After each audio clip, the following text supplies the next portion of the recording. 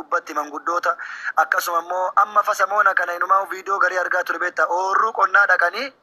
Yesuus fayyisaadhaan uummata dhukkubsaa quba hin qabne fayyisaa maqaa isaa isa uummanni baadiyyaa kun fayyisaa jedhee maqaa namaatiin moggaafata fayyisaadha weeraniin tarii maqaa isaa akkasii hubataa jechuudha dandeettii hubachiisuu isaaniillee gadi bu'aa ta'uu irraa arge fayyisaadhaan baadiyyaa tun fayyisa Yesuus waatette Yesuus fayyisa waatette takka doktora se'a takka immoo maqaa isaa se'a jechuudha yookaan maqaa isaatti fayyisaa se'a yookaan immoo hojii isaa doktora nama meedisiiniidhaan eebbifame se'uu danda'a waan ta'eef tokkoffaa nama maqaan balleessinaa ergama rabbii kabajamaadha akka hawaasni ittiin qoosulleen godhina foon uffatee isin jettan hin hate immoo foonuma san eessaa fuudhee fajoolleen gaafatti kun rakkanne waliin wallahi al tokko inshallah as jala habtee qeerroo aanulee kan jedhu kana mucaa profaayilii godhate sana meenan dubbisaa olluu gochuu dandeessu habtee qeerroo aanulee kan jedhu habtee ergadhu asin jira habtee qeerroo aanulee kan jedhu sana ergadhu inshallah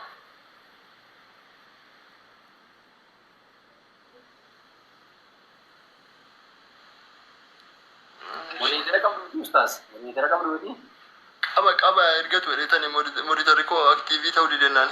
malee accepting godha garuu invite gochuun didee nan godha amma inshallah Abachali okay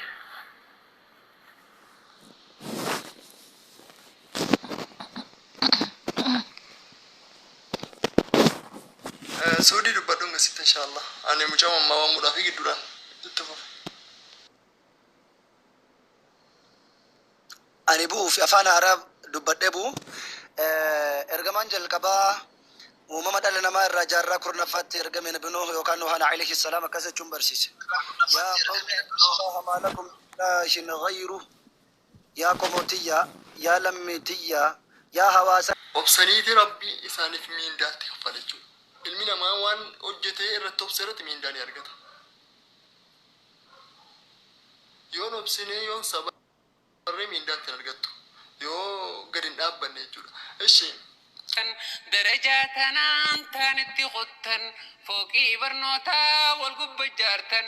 مئة برنوتا نتقر سيفتن مئة برنوتا نتقر سيفتن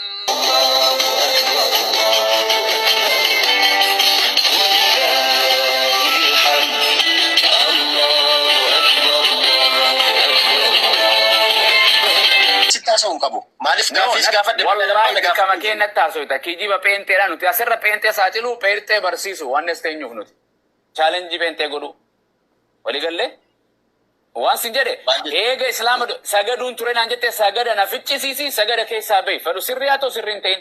jilba qabatte Allahu akbar jette jilba yeroo qabatte maal jetta yeroo meeqa jetta maal jetta waan jettu san maali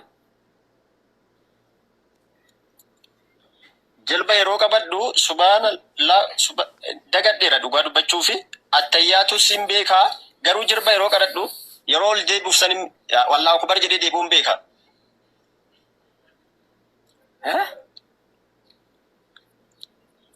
attayyaatu si qara'u yookiin quraana keessaa iddoo danda'u namni maaliif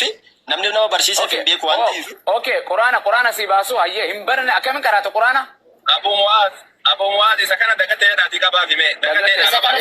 waaqayyo gaafa islaamummaa keessa dura jettee waan waaqessaa turte qofa ibsi kama Abu Muaz ama gurguddaa si gaafatan ka quraana illee si gaafatan sadi quraana amma mujayyoo abbaa jaalee sofinneetiin gara jenneen amma mujayyoo abbaa jaalee si salbachiifte amma quraana gara jetteetiin dhaboo ta'u jirta salbatu sanu sanii miti amma kan siin jedhume mee waan waaqessaa turte waaqa waan jechaa turte rabbii jettee kaatitti amanaa turte islaamummaa keessa gaafa turte eenyuudha eessa jira uumama wayiiti moo maaliidha eessa jira dachiira jedhamu samiira jedhamu eessa jira isa kana ibsi ijaanni mul'ata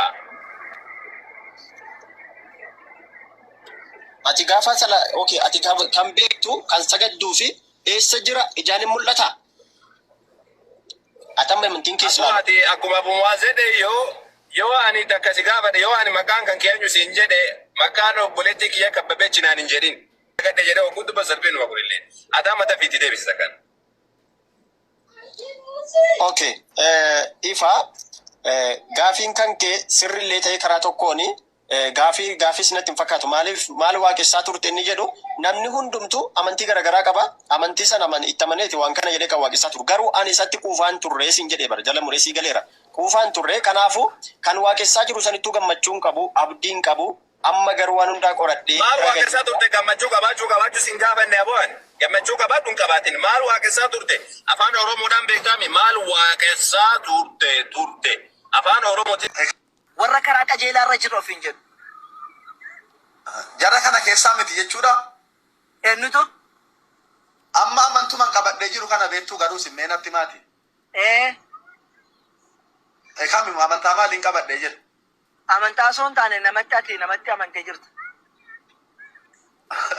Inni yaada keessan hanganuu waaqa. Jechuun? Ani Yesuus Kiristoos itti amanee jira. Maali Yesuus Kiristoos nama miti ree maalitti amaneeraana namatti amanteertaa jedhe garuu amantii immoo hin qabdu. Amantiin kiristaana jedhamu hin jiru macaafa qulqulluu keessa. Kiristaana kan jedhamu warra ortodoksii xalaatatu nu baasee jedhu. Warra macaafa warra pheente keessa moo laalle hojii ergamoota boqonnaa 11 jaarratti wanni inni jedhu kiristaana kan jedhamu Baarnaabaas nama jedhamutu gara Antooqiyaa Tarseesitti deemeeti nama wayi barbaacha deemee erga argate booddee waggaa tokko mana qulqullummaa keessa walii qabee jara barsiise isin har'aan booda kiristaana jedhamtu jedheen Yesuus yeroo sana lubbuudhaan hin jiru. Dhumarratti waan isiniin jedhee deema gaa yoo na dhaggeeffameetan waa jedhee kayetan dhaggeeffachuu isinii eeyyama. Al tokko awwale.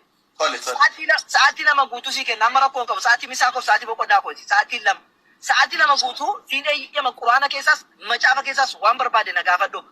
Isaa ji'a sadii naa kennaan jedhee isa gaafa dachan baratanii ji'a sadii. Naa deebisin jenne na gaafadhu.